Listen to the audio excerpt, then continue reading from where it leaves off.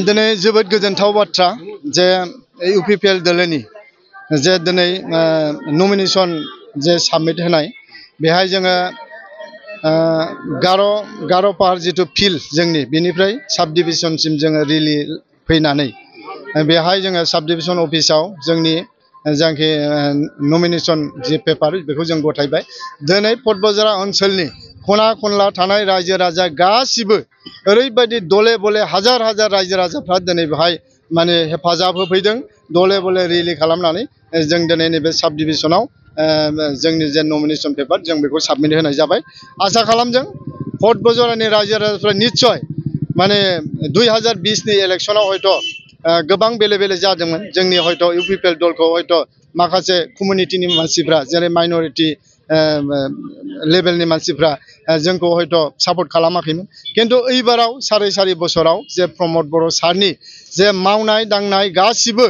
माने जे शान्ति लाबोनाय जोंनि गेजेराव मोनसे समाव माने गाज्रि थासारिमोन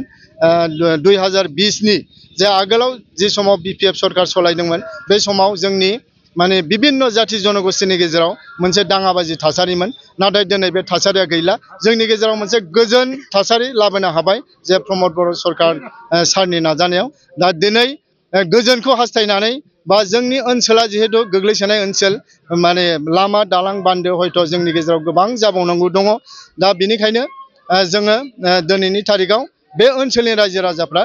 गोजोनखौ हास्थायनानै आरो जोंनि ओनसोलनि जे डेभेलपमेन्टखौ हास्थायनानै दिनै दले बले इउपिपिएल दोलोआव सापर्ट खालामदों दले बले दिनै जयनिं जागासिनो दङ। निश्चय जों आसा खालामनो हायो दिनैनि तारिखाव जों पटबजरा माने 1 नं पटबजरा समस्तिनिफ्राय जों 100% देरहागोन आरो प्रमद बर' सारनि जे माने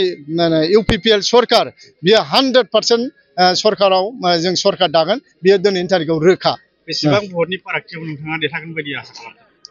बेहाय गेमा जाग्रोथोंसै जिहेतु राजनितिकआ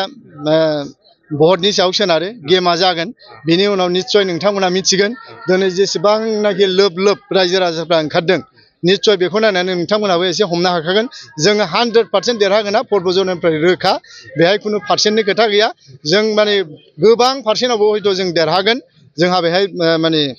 बिसास दङ दा जोङो पटबजरा हिसाबै देरहागोना जोंना इउपिपिएल दोला रोखा।